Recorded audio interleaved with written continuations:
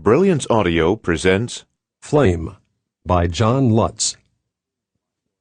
For Ellen. A little fire is quickly trodden out, which, being suffered, rivers cannot quench. William Shakespeare, Henry VI.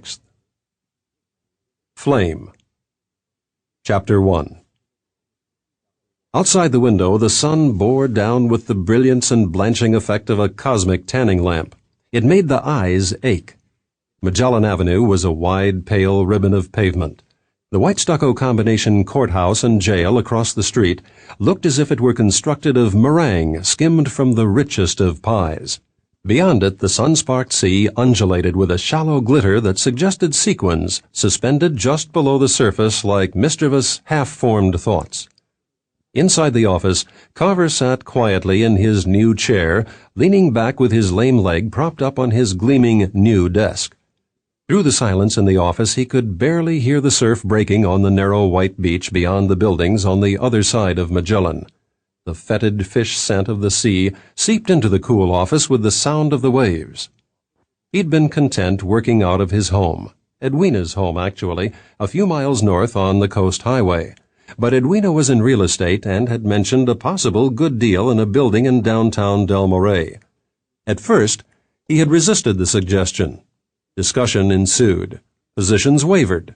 Some dangerous situations had developed in the recent past, and Carver thought it might be a good idea to separate his business from Edwina as much as possible, to protect her.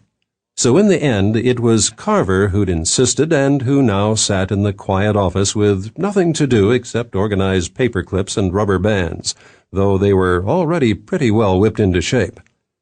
He'd had one client during the month he'd been located here, in this cream stucco building that also housed an insurance broker and a car rental agency.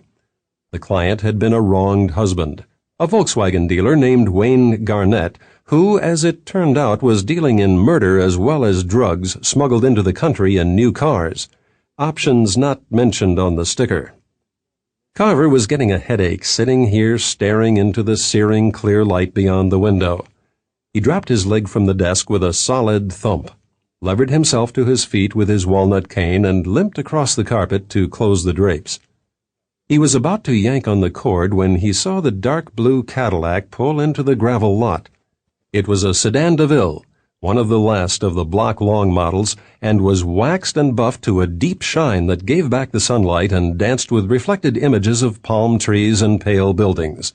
The driver, obscure behind the dark-tinted side window, looked like a man, but that was all Carver. Sample complete. Ready to continue?